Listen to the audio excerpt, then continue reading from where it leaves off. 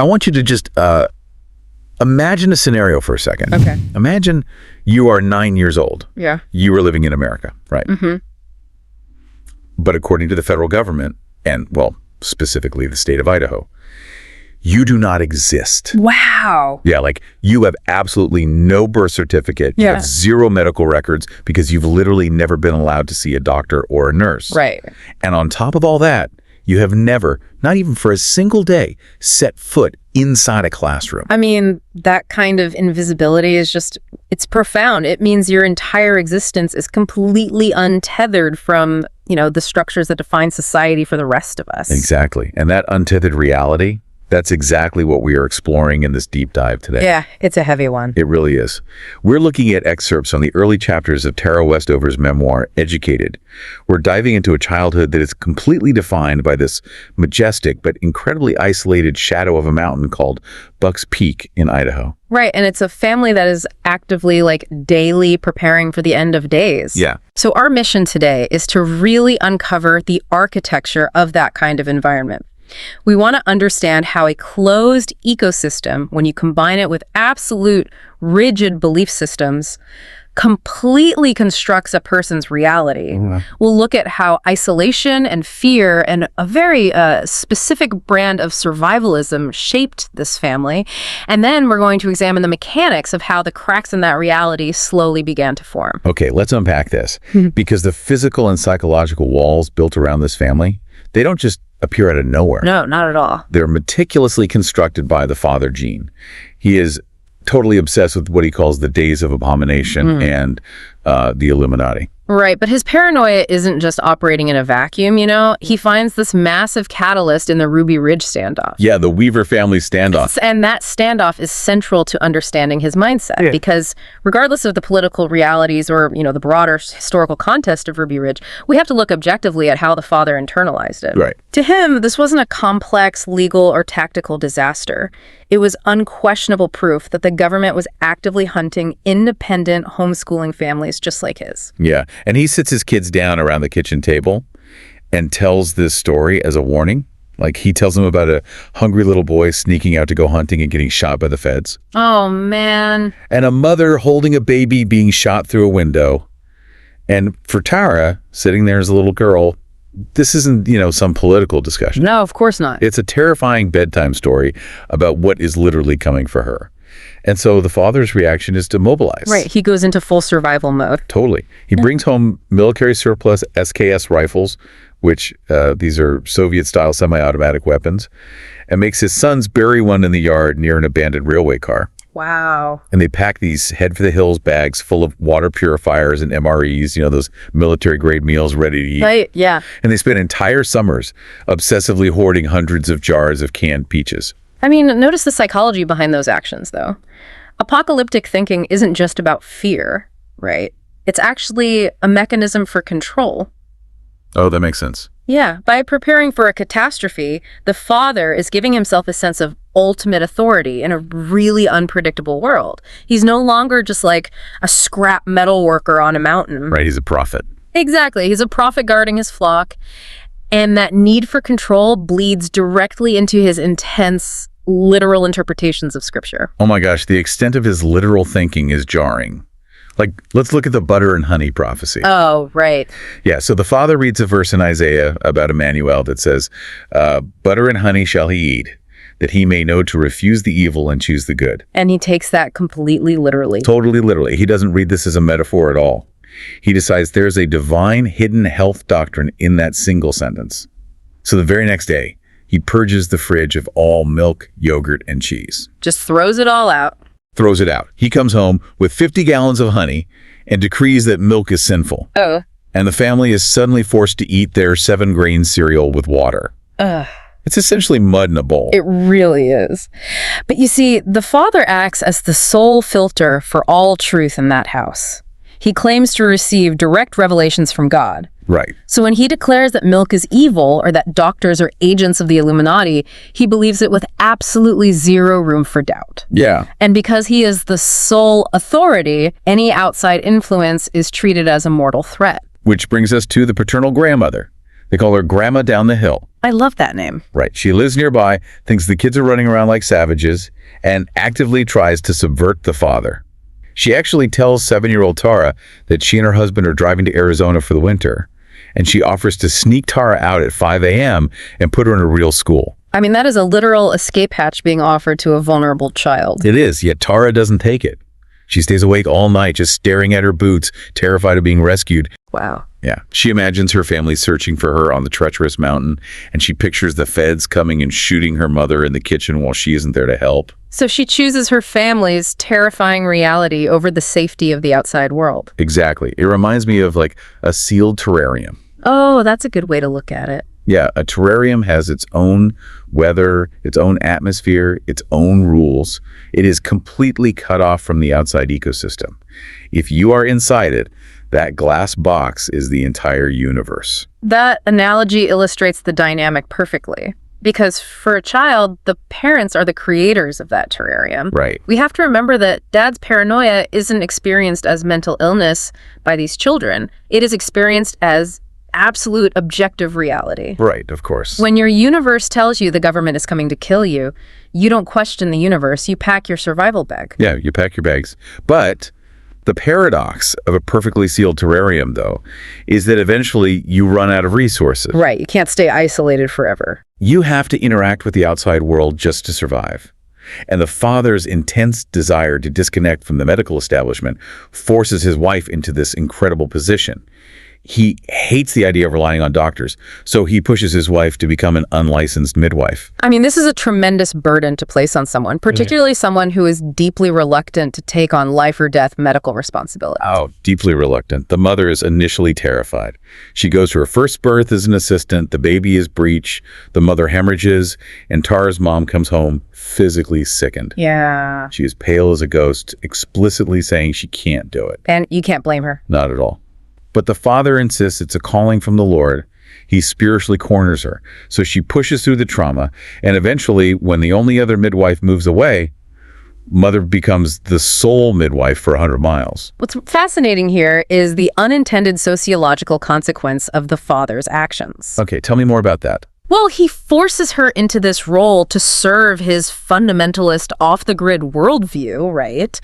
But in doing so, he inadvertently hands her unprecedented power. Yeah, I was trying to square this. Like, he is fiercely patriarchal, his word is absolute law, yet he essentially hands her the economic reins of the family. Exactly. She starts charging $500 a delivery. Suddenly, she is bringing in serious independent money. And with that money and that vital role, she begins to force compromises. And the most symbolic one is the telephone. Yes. A white van just rolls up one day and connects them to the grid. The father is furious, but she plays it off with this brilliant innocence. She's like, oh, I thought you wanted a phone so people could call when they go into labor. Did I misunderstand? Oh, that's so smart. And he just has to accept it. She discovers a loophole for female empowerment within a deeply oppressive structure. She uses his own core logic that they need this midwifery business to remain self-reliant and avoid government hospitals to subvert his isolationist rules. And that phone line sparks a cascade of quiet rebellion. Because her older sons are working and need driver's licenses, mother starts this exhausting, bureaucratic quest to get delayed certificates of birth for her children. Oh, that process sounds like a nightmare. It really is. She spends hours on her new phone arguing with the state of Idaho. She doesn't even have medical records to prove they were born. She doesn't even know Tara's exact birthday. Right, they just guess. Yeah, they just kind of guess it's the 27th of September. But how do we reconcile these two versions of her? How does she maintain total submission to Dad's doomsday worldview inside the house while wielding this immense secret strength in the outside world? It is a highly sophisticated survival mechanism, really. She develops distinct personas. Within the family structure, she adopts a breathy, fragile voice to placate her husband's ego and maintain the patriarchal order. Oh, wow. But outside, she is commanding and shrewd. We really see that shrewdness in emergencies, like when she has to rush a laboring woman with a dropping fetal heart rate to the hospital. She drives at breakneck speed and gets a police escort. Right. But the moment she arrives, she knows she could be arrested for practicing medicine without a license. So she slips into what she calls her scatterbrained woman routine. It's quite the act. It is. She plays the role of a clueless, hysterical bystander to fool the cops and the doctors. She literally asks a trained physician, aren't babies supposed to come out feet first? Just to prove she couldn't possibly be a midwife? Let's look at the mechanics of that routine, though. She understands exactly how the outside world, particularly the medical establishment, views rural, uneducated-seeming women. Right. She weaponizes that stereotype. By playing the fool, she neutralizes the threat she poses to their authority, thereby protecting herself from legal consequences. It's basically weaponized incompetence used as a shield. But all this shrewdness, all these little manipulations, they only mask the danger. They don't remove it. No, they don't. The refusal to use hospitals eventually leads to unimaginable, untreated physical trauma. There's a story the grandmother tells Tara about Apache tears. Oh, right. The legend. Yeah, it's a legend about Apache warriors who, facing defeat, ride their horses off a cliff rather than surrender. And the women who find their broken bodies cry tears that turn to black stone when they hit the earth. It's a powerful image. It really is. Yeah. Tara uses this metaphor to realize how small choices compress over time into unchangeable rock, the sediment of choices. That metaphor brilliantly explains how incremental decisions build an inescapable reality. The father's daily choices to shun safety and medicine eventually solidify into a tragic inevitability. And we see those choices crystallize into horror when Tara's 17-year-old brother, Tyler, falls asleep at the wheel, driving the family through the night from Arizona. Yeah, this part is tough. The car jumps a ditch and smashes into a tractor. The mother takes the brunt of the impact. She suffers a severe traumatic brain injury. She develops what the kids jokingly call raccoon eyes. Deep purple rings around her eyes. Which is a classic clinical sign of a basilar skull fracture. The bone at the very base of the skull fractures, causing blood and cerebrospinal fluid to pool around the eyes. Oh, God. Yeah, it is an incredibly dangerous, life-threatening injury that requires immediate neurological intervention. But Dad refuses to take her to a hospital. He says she's in God's hands. Unbelievable. And the consequences of that choice are permanent. She loses her memory. She retreats to the dark basement for months due to migraines. And when she finally emerges, her personality is altered. Right, the muscle testing. Yes, she starts obsessively muscle testing, clicking her fingers together to ask her body silent questions to formulate herbal remedies. It's like her brain injury shifted her into this constant compulsive clicking. Yeah. And the violence of their environment just continues. The family works in Dad's junkyard, which operates without a single safety protocol. None at all. None. Dad frantically flings heavy scrap iron without looking. Tara literally falls out of a forklift bin from way up in the air and impales her leg on a spike of iron, and she's treated with herbal salves. The junkyard operates on a terrifying internal logic. The father values time and scrap metal over basic safety, operating under the dangerous delusion that angels will physically intervene to protect his children from his own recklessness. Here's where it gets really interesting, though, because I'm struggling to understand the father's logic here. I mean, we see this climax with Luke's accident. Oh, the burns. Yes. Yeah. Luke spills a bucket of gasoline on his jeans, then uses a cutting torch. His leg catches fire. He panics, runs through the brush, setting the mountain on fire, and eventually the flames on his flesh are put out. It's horrific. But the treatment, Tara, who is 10 years old at the time, treats her brother's agonizing melted leg by putting it in a filthy garbage can filled with hose water and bags of frozen peas and carrots. If self-reliance is the father's ultimate goal, wouldn't keeping your son alive and functional with proper medical care be the most logical step? At what point does preparing to survive become the exact thing that is destroying the family? Well, to answer that, we have to look deeply into the mechanics of cognitive dissonance. Okay. Cognitive dissonance occurs when a person holds a core belief that is directly contradicted by reality. The father's belief system that the medical establishment is evil, that God will heal them through herbs, that hospitals are traps set by the Illuminati, is the foundation of his entire identity. Right. It justifies the isolation. It justifies the suffering. So, to admit he needs a hospital for his burned son. Exactly. To acknowledge that a doctor could properly treat his son's third-degree burns or save his wife's brain would shatter his entire spiritual framework. Wow. If the hospital is good, then his prophecies are wrong. If his prophecies are wrong, he has isolated and endangered his family for nothing. And he can't accept that. No, his ego simply cannot assimilate that information without his reality collapsing. So the brain aggressively twists the narrative to maintain the belief system, like the herbs are working, the angels are testing them, the pain is a spiritual crucible. Right. The self-reliance has morphed into a catastrophic system of self-harm, but his psychological defenses demand that he cannot and will not see it that way. It is genuinely terrifying to realize how powerful the mind is at protecting its own illusions. But even with that immense cognitive dissonance holding the walls up, a terrarium made of glass can still shatter. Yeah, cracks start to form. Outside influences do begin to leak in, and they happen in such subtle ways. Yeah. It starts with Tyler, the brother who fell asleep at the wheel.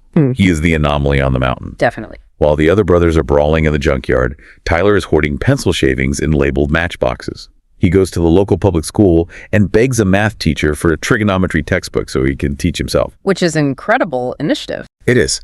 And most importantly, he has a boombox. He listens to classical music and the Mormon Tabernacle Choir. He eventually defies his father, packs up his car, and leaves the mountain for college. A huge turning point. Yeah.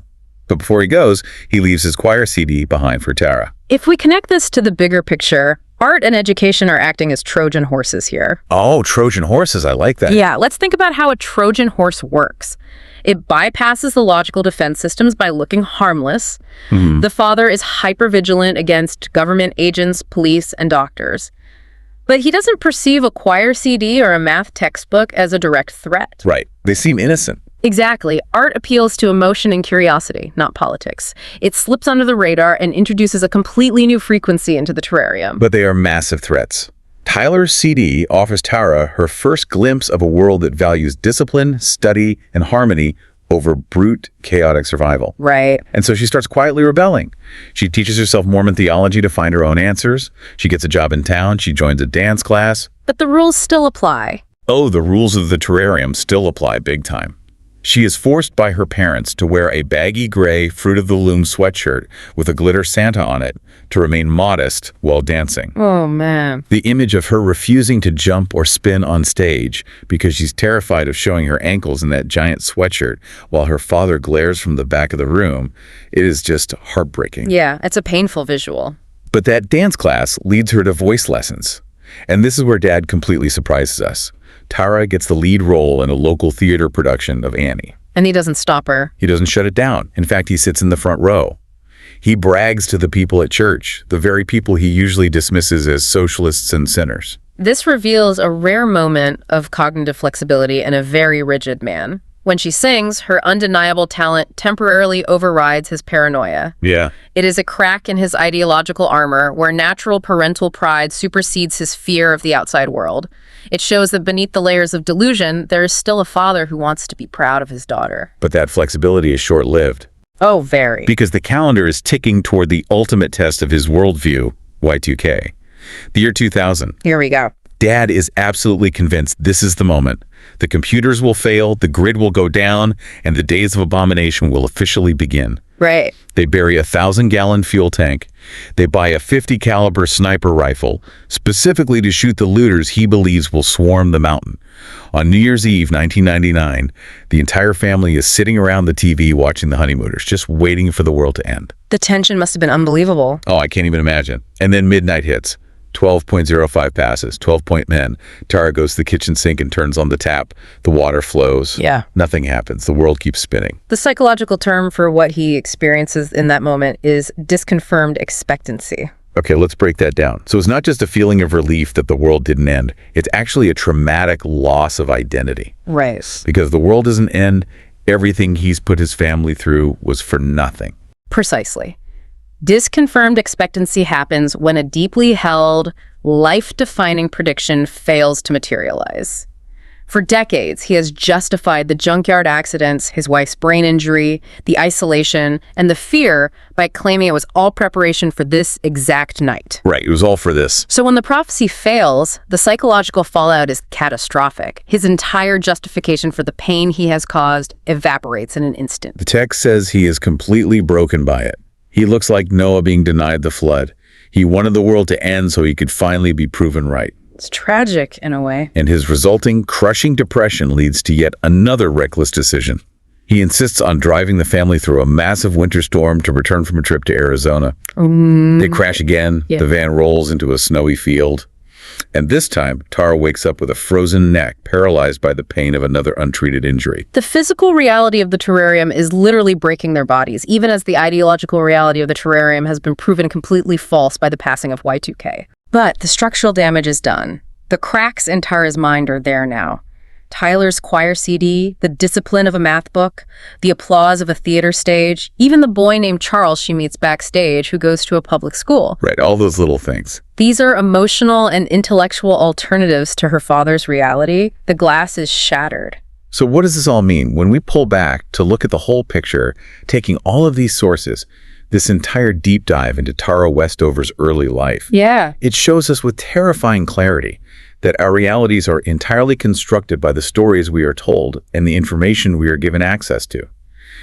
For Tara, that jagged mountain, Buck's Peak, and her father's paranoias were the entire universe. The only universe she knew. Until tiny cracks, a math equation, a melody, a spotlight let the light in and showed her that the universe was so much bigger. It highlights the profound power of environment. You cannot think outside of a box if you don't even know the box exists. Exactly. It requires an external catalyst to make you question the air you've been breathing your whole life. And that brings it back to you, the listener.